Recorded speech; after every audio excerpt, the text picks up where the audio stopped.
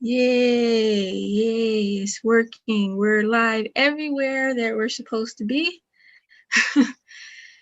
So we had some technical difficulties, everybody. And we know we are competing with the BET Awards, so shall be an interesting night. We're gonna win. Right. Right. But we gotta do.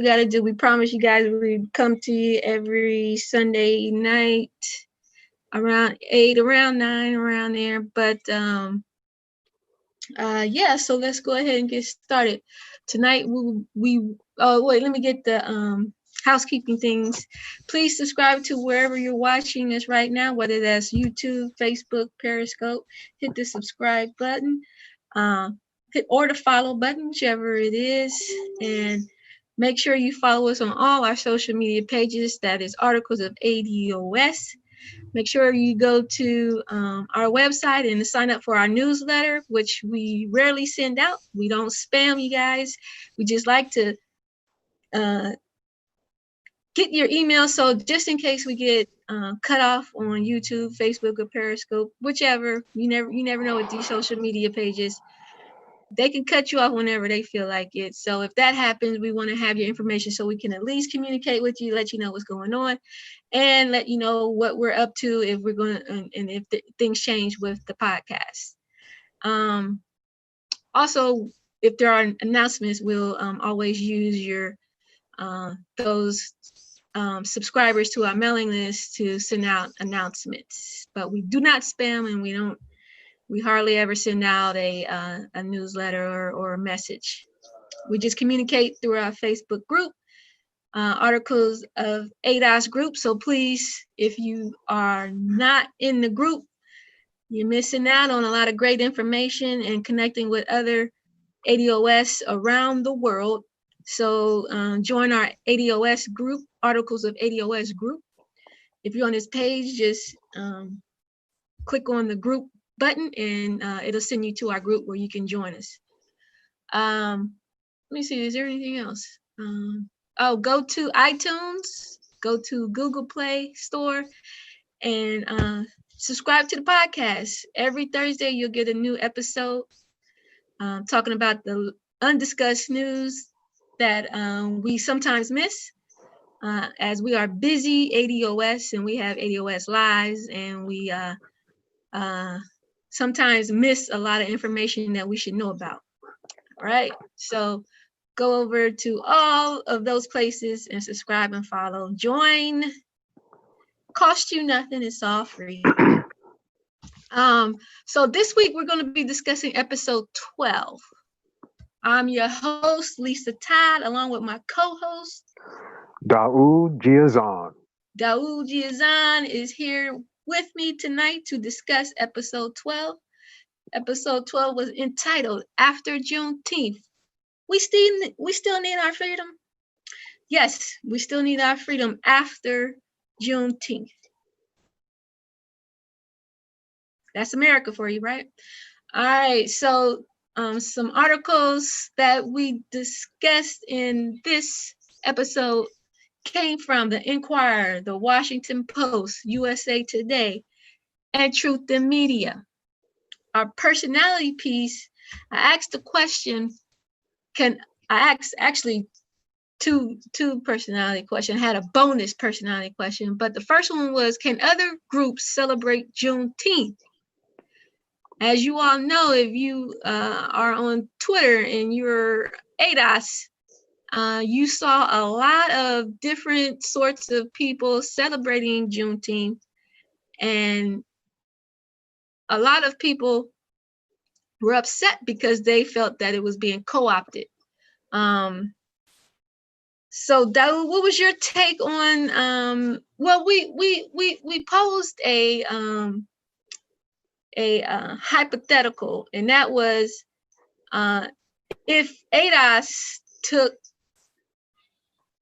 the St. Patrick's Day colors of green and said, we're just going to make it our own, we're going to turn it to red, black, and green, how would other people feel? Yes, we all follow, yes, we all celebrate each other's holidays, but we don't co-opt each other's holidays. We don't turn it into something that it is not. And Juneteenth is for the celebration of the freedom of the last slaves that were known in Galveston, Texas. That's it. So if you see that it's representing something else, then someone has changed the definition of what it is, and that we are not okay with. So that will go into some of the things we discussed during our personality piece, and I'll be right back with you guys. Mhm. Well, during the personality piece, I took the question generally because I saw it as concern that other groups that are not necessarily ADOS would want to celebrate it. In that sense, I have no problem with it. It's just like any American holiday, and especially since around this time there's been many calls for Juneteenth becoming a national holiday. So having people other than ADOS celebrate it is just going to be a given. But you were more laser beam than I was because you then said, well, what about groups that are attempting to co opt? And immediately, as soon as you said that, I realized exactly why you asked the question because when I just over that weekend, I had decided to spend some time and watch basically the NARC presentation on Juneteenth, and it was interlaced by ADOS and non ADOS people, basically trying to infuse Pan Africanism and definitely the Pan African flag into the conversation, the cultural mores of Juneteenth. And while I was watching it, I was mainly focused on the arguments and issues they were trying to sell to the people and why they are and should be seen as the premier element that is bringing reparations to the forefront, absolutely giving the ADOS lineage movement absolutely no recognition whatsoever, which really, I really liked these guys, Dr. Ron Daniels and his work. I really loved his publication for years and absolutely surprised that they're acting like this in a lot of ways. But throughout that presentation, they made subtle arguments such as how Caribbean people or through CARICOM it really doesn't see itself as any different from all of diasporan Black Africans around the world, which was strange to me because then when they asked, when he ventured into explaining what they were doing in CARICOM, he said they were appealing to European, particularly the British. And that makes perfect sense. He was being specific and he was not including other areas and other countries that may have had a hand in those who ended up in the Caribbean, but he definitely was speaking more so to the focus that we have in America, our legal justice claim. But when other people were talking about this, they would make reference to ultimately Pan African views and ideas, and they would infuse them into Juneteenth. So I definitely heard what you were saying there when you mentioned the word co op, because it was definitely laced through some of the presenters in that NARC presentation on reparations. And it was a little bit embarrassing. Right. Yeah. Thank you for covering that for us. But I can talk a lot. but we're did you discuss whether that the efforts to make Juneteenth national and whether or not we want people to, which is going to, if it goes national, then other groups are going to want to celebrate Juneteenth. Yeah, I began with that. Yeah. Okay. Yeah. So that would handle that. The bonus personality question was, the bonus personality question was, are we proud? Can we be proud of our slavery past? I said I could. I know that while I was out passing out ADOS Columbus information during the Juneteenth event, I was getting some side eyes because slavery is in our name. And of course, people are ashamed. Some people are ashamed of our slavery past. I, for one, am not. I find strength in knowing that my ancestors survived the hell that they went through. But other people absolutely want nothing to do with the word slavery. They weren't slaves. They don't know anybody that were slaves, even though that is their ancestors, that is their lineage. They want nothing to do with it. And so I asked the question, can you be proud of your slavery past? And Daoud, your take on that was? We can be accomplished, we can be proud of what was accomplished by our labor, which is the most wealthiest nation ever on the planet's existence. So that is something we can be proud of. Another thing we can be proud of is that we can fight to ensure that the proceeds, benefits, and return on investment we have been cheated of, we can go after. And that fight is something we can have every day. And as we're doing that, we can heal ourselves of the current vagaries of the robbery that we've experienced because we get to see other groups, particularly white groups, that are benefiting from that labor. And we can see how extravagant their lives are capable of being. We deserve that too. And so I understand a lot of the shame and anguish, I believe, is really centered on our trauma and us being trauma survivors. And people are so scared of the implications and the feelings that ensue as a result of having that level of degradation and being identified with it. I definitely understand it. I know our beginnings did not begin in slavery. That's Mm-hmm. another issue. Our beginning, though, in this current era is to fight for reparations. And that is something to be proud of. Yes, yes. So if you find yourself struggling with finding strength in that, the courage that our ancestors have, if you feel ashamed, might want to talk with somebody to work through that, because as ADOS, we are not ashamed of that. That is our I don't want to say shining light, but it is our core. Our lineage is who we are. We are our lineage, and it is at that core that ADOS exists. Is that some African Americans stood up and said, "No, we are much more than this." As Dr. King called it, hybrid Negro person. We are descendants of and the founders of America. Once we crossed those waters, things changed, and it was some of them tried to stay connected. Most did not.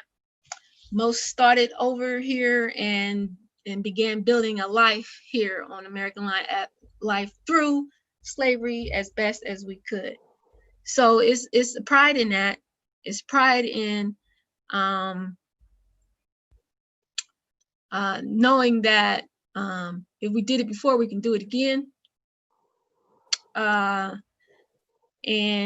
we'll never, as ADOS, we'll never waver from that. So if we're at a Juneteenth concert, or not concert, event, and you see us walking and we got American Descendants of Slavery on our shirt, respect that lineage or keep walking. That's all you can, don't engage, leave us alone. All right. Anything else on the personality pieces? No, not at this time. All right, so we then go into our rapid news. And our rapid news, we had a few extra ones this week, but some of the ones that I chose was, the first one was the new generation of activists deeply skeptical of Democratic Party and resist calls to channel energy into the 2020 campaign. And this article just from the Washington Post just talks about how these kids out in these streets ain't trying to hear nothing about no when they're protesting, they ain't listening about no voting. They about the business of confronting police. That is it. They are about the business of confronting these officials about changing, defunding, or starting community policing. They are about the business of local politics that needs to get done right now. They're not worried about Biden. And so this article points out the Democratic Party is missing an opportunity of not just saying, well, if you out in the streets, then you can get in these voting booths come November. They not change right now. They don't want change in November. And this article talks about how the young local activists are tired of the same old thing. And saying get out the vote is the same old thing. They recognize that get out the vote in the past have meant no change. So don't look for those people that's protesting to be. If you hear fireworks, did y'all hear that? If you hear fireworks, excuse me, my neighbors are on a daily basis popping fireworks. But Dawood, you there? Yes, I am. Did you hear the fireworks? Yes, it sometimes happens here. Oh no, because mine was a little loud just now. Okay. So what back to what I was saying before the firework. These young people on the ground those protests are not triggering votes and promising votes for Biden. And please don't trust Biden's poll numbers. They said Hillary Clinton was ahead of Trump all the way up until she lost, surprisingly. But anyway, so don't look for those protesters. I was just at a protest rally, whatever you want to call it, Saturday. Nobody talked about Joe Biden. There was no Democrats at these protests. They had their own little cute march after ours, after the rally that we had that was calling for change. They were calling for us to come together. We're calling for change by all means necessary at our protests and rallies. They're calling for kumbaya after our protests and rally. So they are missing and not seeing that these voices that are angry are very loud and not paying them any attention, and they are missing this opportunity. I'm not a Democratic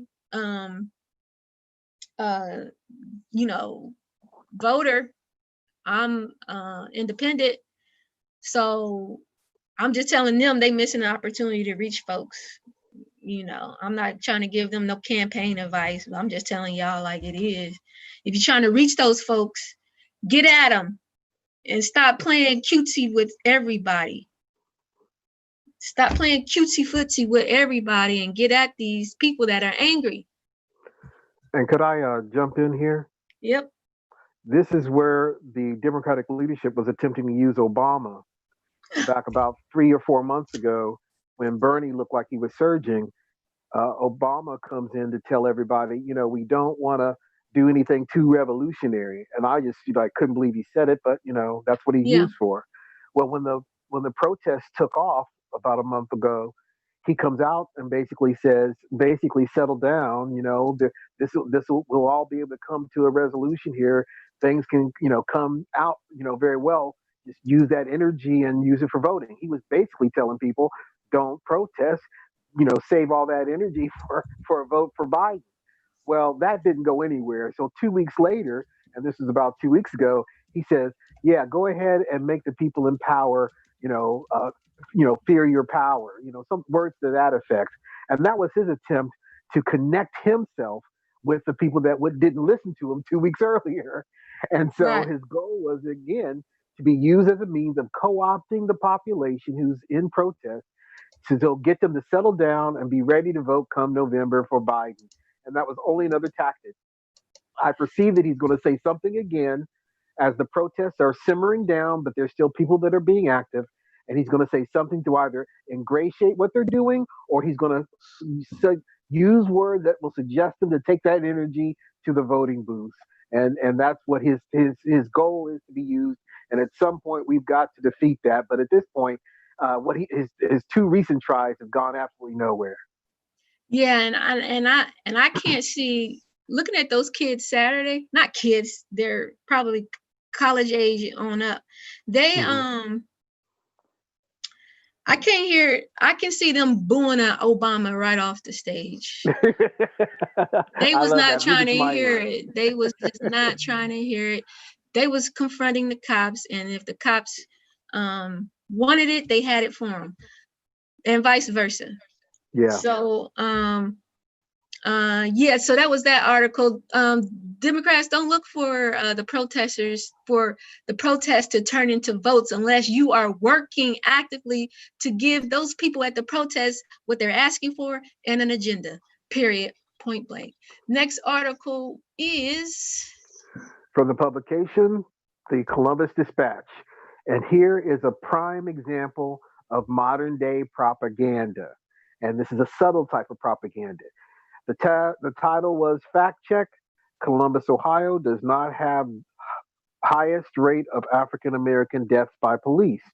And this is a true, but they try to use and they effectively use the same data that we used in our episodes about 2 episodes ago, where I featured the article that was written in 2017 of the violence mapping project that identified the number of police deaths or the number of deaths by blacks by police.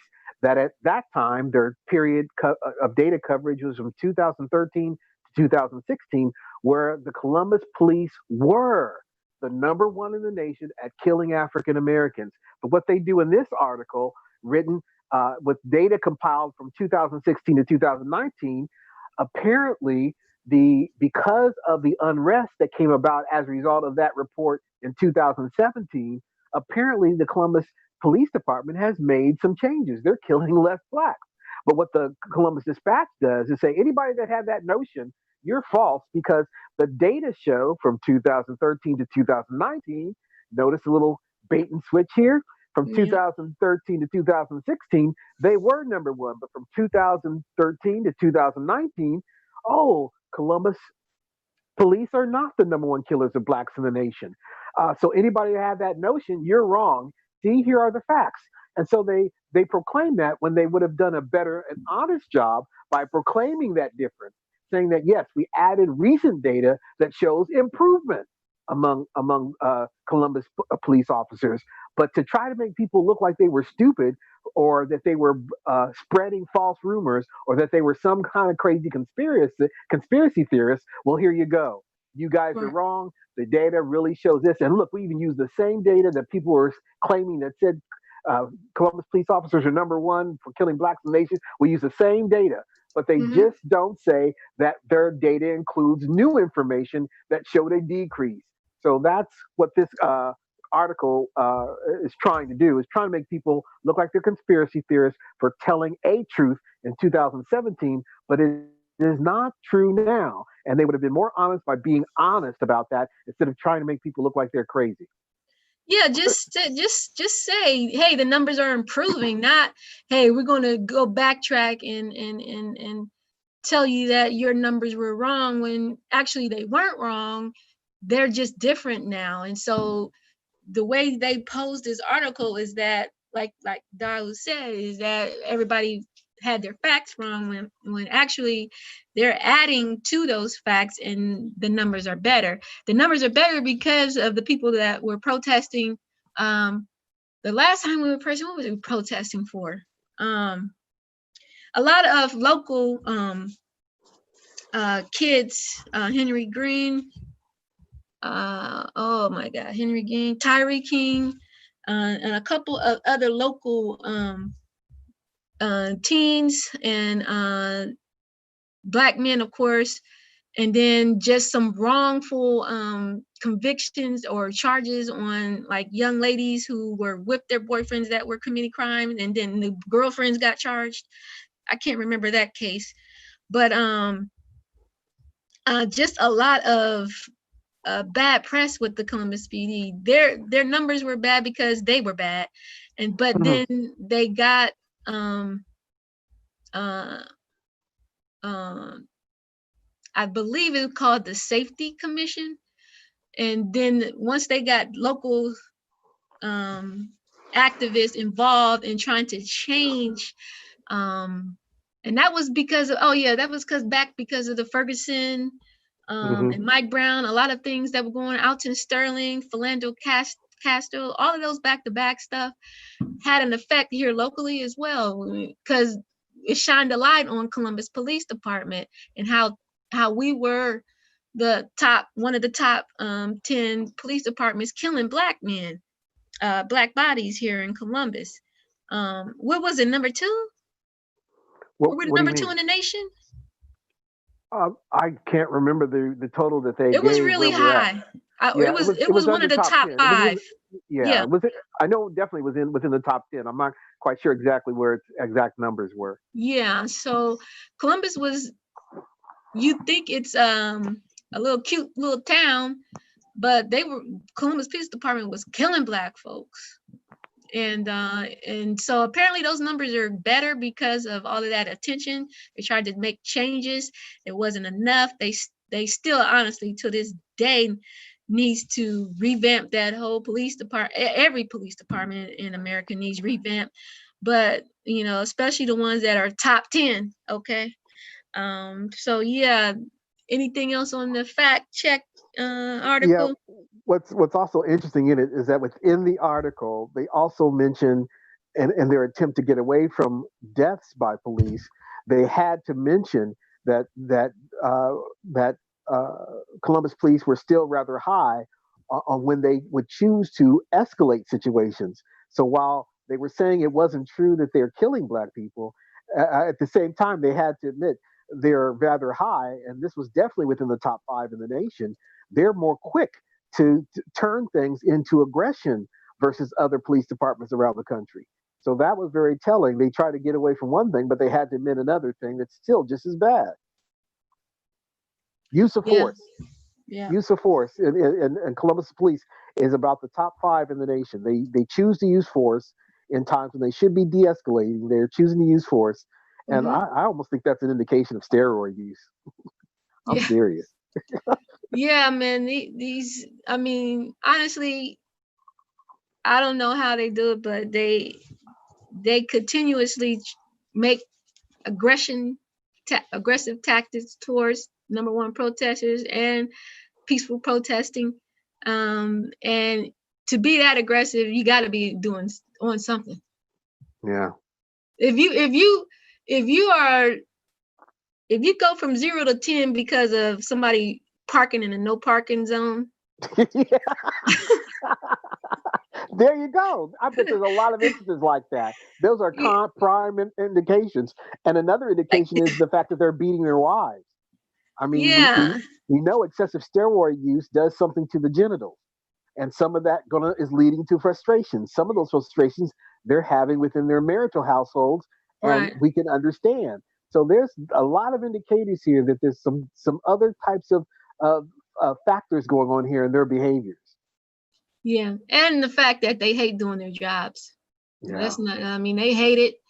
For the life of me, never understand doing a job I hate. I understand if you have to, but they don't have to be police if they don't want to be police. Well, this is something that I think Jimmy Dore, whom I know I like very much, he grew up with police officers, and I think he makes a point here as a psychologist.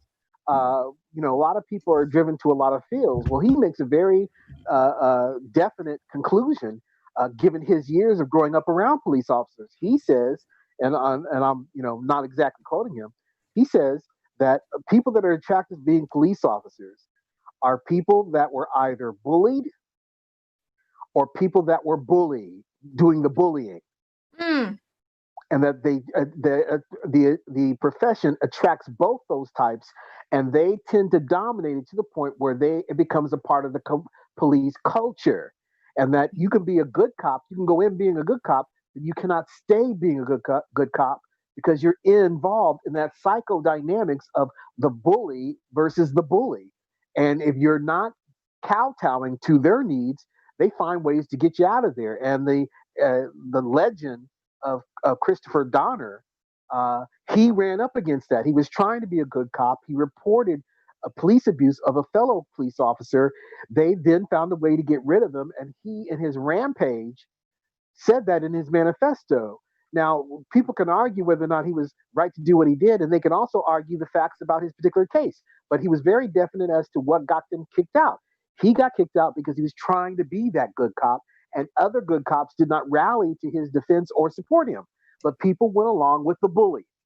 And that's the dynamic of bully behavior, is that people are intimidated and they won't come forward. And that's the thin blue line. That's the wall of silence. That wall of silence is ran by bullies. Right. Wow. I can see that. I can see that. We had a few other rapid articles, but one of mine was a silent majority. Black Americans reject violence, looting in neighborhoods after Floyd death. So basically, this came from the publication Just the News. So basically,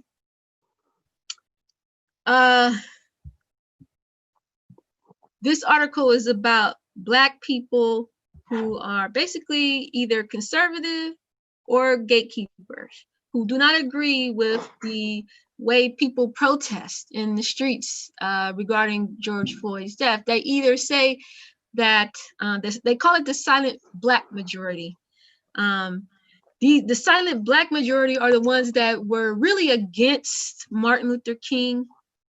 The silent Black majority really are against these protests, really are against the notion that racism still exists. These silent Black majorities believe that massa is good to us. So what's all the fuss?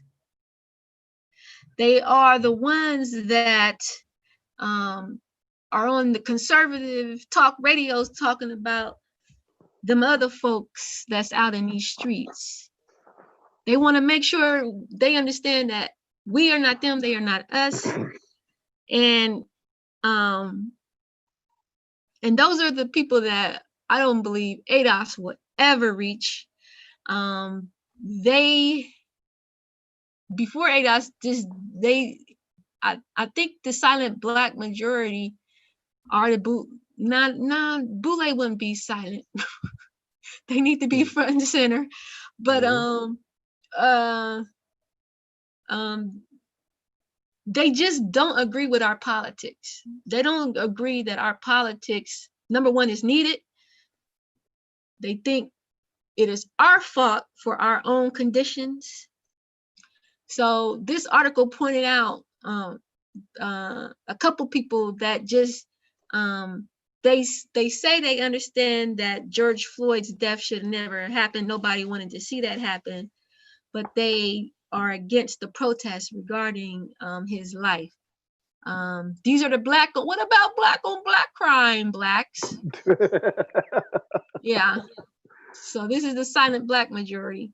They're silently watching us play politics as best we can without their help. The same way they did with King. They watched him try to change and then reap the benefits. Exactly. So these are the upper middle class people that want to reap the benefits of the struggle that we do in these streets. They have no problem reaping those benefits. Well, it takes those type of people to be in the streets for you to continue to receive your benefits, because they can be taken away at any time. So you need to be within the politics. You don't need to be silent. Your politics need to be in line with ADOS, so we can continue. So you can continue to keep your pieces of the treasure that we are keep giving you and handing you. So, I just wanted to point that out. It was a good article, but there are amongst us those that do not agree with the politics that we are doing. I'm talking about they just not for ADOS life. They don't want anything to do with ADOS life. Their way of life, which is closer to whiteness, is just fine by them, and they did it, and we need to do it their way that they did it, which is probably putting up with a lot of microaggressions, a lot of racist bosses and neighbors, and giving them passes, but pointing the finger at ADOS who complain about their victimization in America. If you complain about your plight, like a lot of protesters are in the streets, well, they don't agree with that approach. They just agree with tucking your feathers and doing what's necessary to maintain your middle class, upper middle class Black life. I'm rambling. What did you think about this article, Daoud? The same thing. And let's even broaden the discussion. And I'll be brief. It's very easy to understand. Any group that's identified as a group is going to have levels of awareness and responses to oppression. So, at the height of the German march toward corralling European Jews, uh, gypsies, blacks who were there that we don't get to talk about for some reason, and those who were handicapped. All these are persecuted groups. Well, among the European Jewish groups, they had what you're talking about now, collaborators, people willing to sell out a fellow Jewish person in order to gain favor with the Reich. That existed then, though they're not talked about for the obvious reasons. Well, they exist now in any group. You had the same thing with the American Indians in the 1960s and 70s when they were becoming what some would consider more radicalized by the Black Power movement. You had willing collaborators among Native Americans who cooperated with the FBI to set up Leonard Peltier and other Native American activists to do what they did to them. And the same thing happened among the Black activists here. The same thing happened to Martin Luther King. The same thing. Right. So it's really a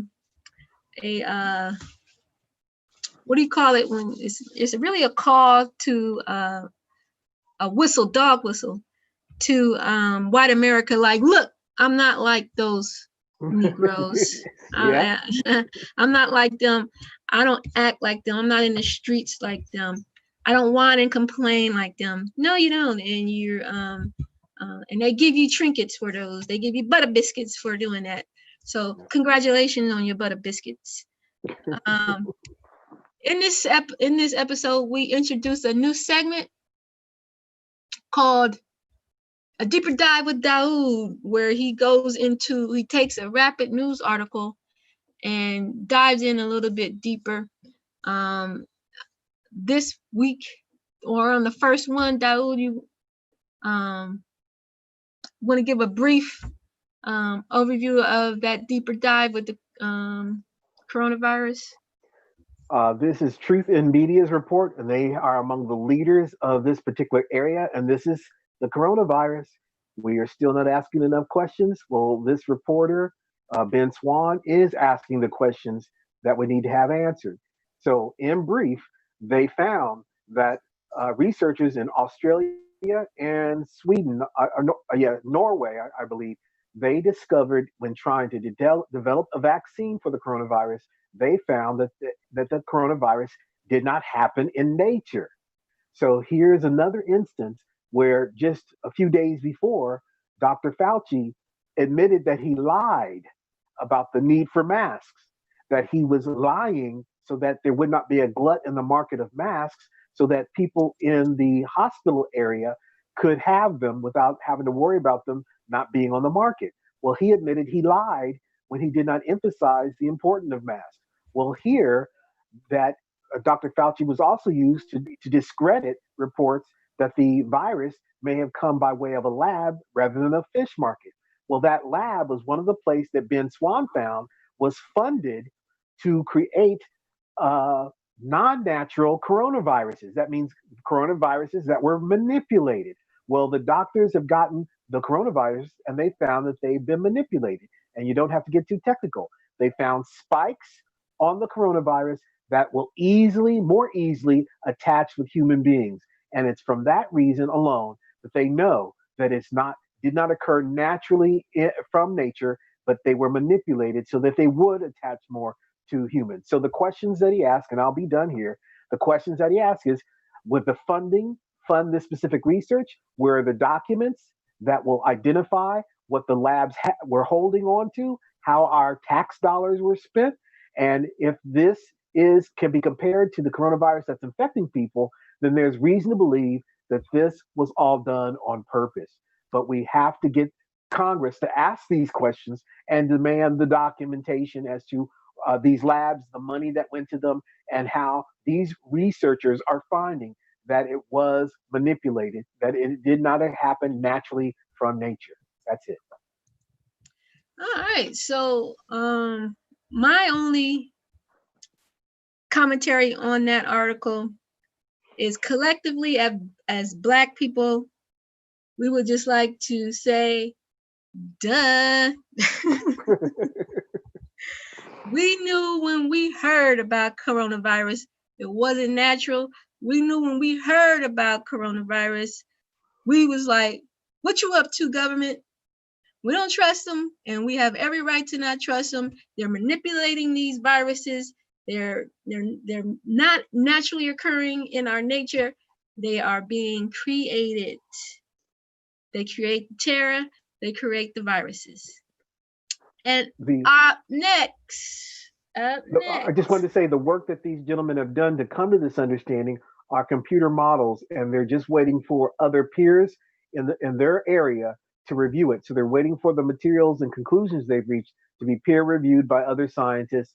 And when that's done, we'll also come back with saying we'll be able to say conclusively that those viruses were manipulated. Right now, they're showing indicating that they were. They know it was manipulated because they funded it to be manipulated. Exactly. All right. So our main event this week was entitled, "We Are Still Trying to Get Free. Black Americans Continue Fight for Equality on Juneteenth." Daoud dove deep into this article that I had chosen from and pulled out some questions. It came from USA Today, author Niquel Terry Ellis.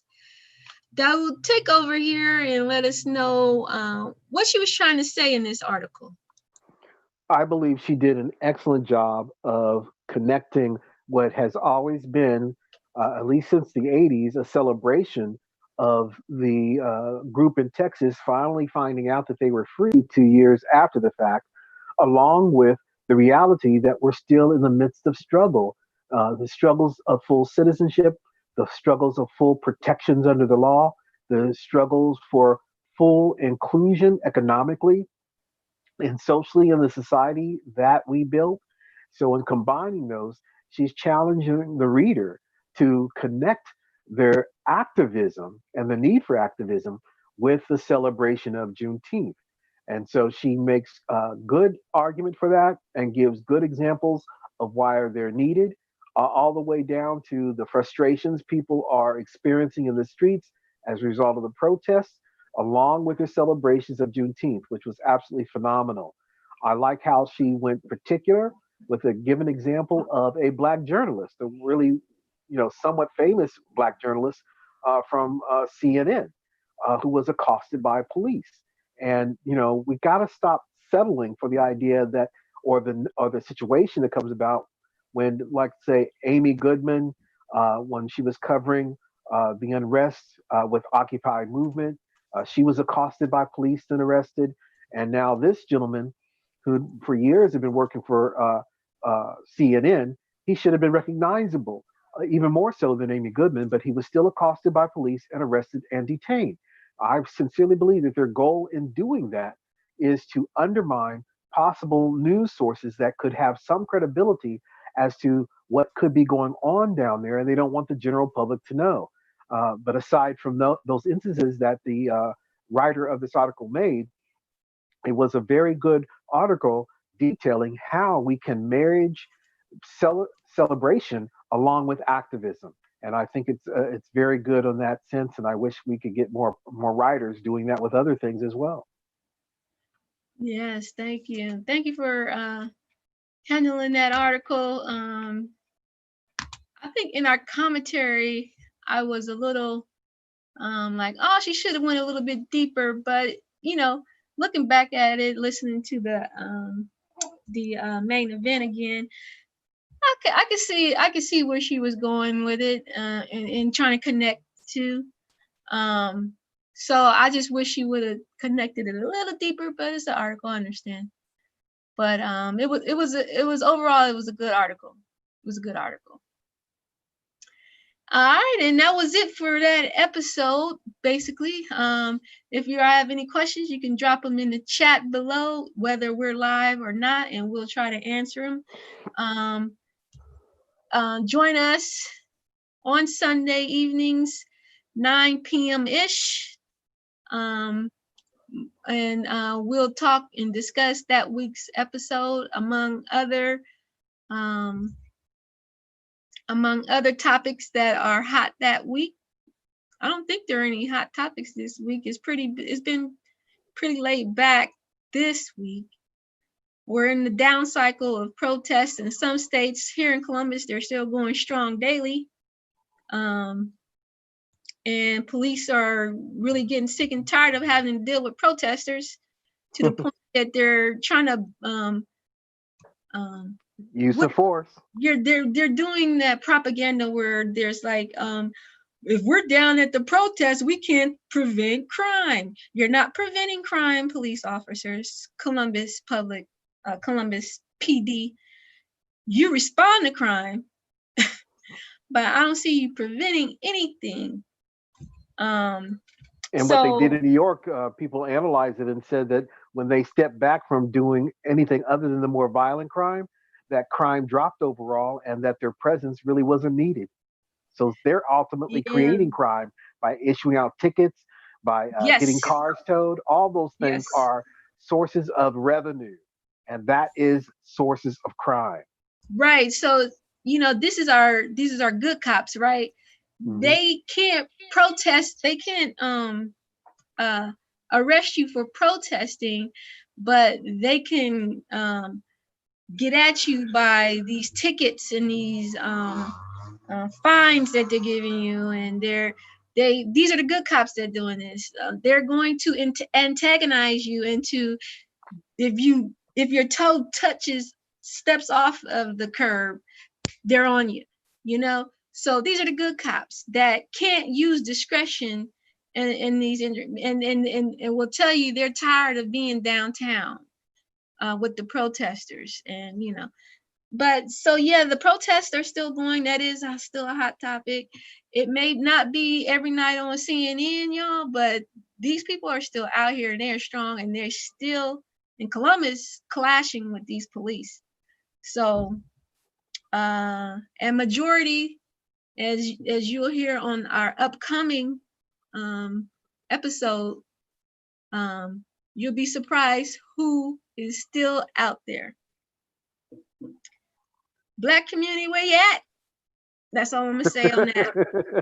That's all I'm gonna say on that. Where you at? Probably essentially working. But we'll talk about who's on the front line still of these protests in our next episode. So stay tuned to our episode 13, coming up this Thursday. Also, if you would like to support the show, just for $3 a month, you can join our Patreon at patreon.com/articles of ADOS and support our efforts here at Articles of ADOS. Oh man, what's wrong? Say stop talking. But please support the show and donate to our Patreon if you should so feel like it. No pressure. No pressure. Thank you for joining us, guys. If you're listening to this after we post it on Facebook, please subscribe and share. Like our Facebook page, join our Facebook group, like us on Twitter, Instagram, Periscope. Thank you for joining us, and you all have a good night. Enjoy BT rewards and enjoy your fireworks, apparently.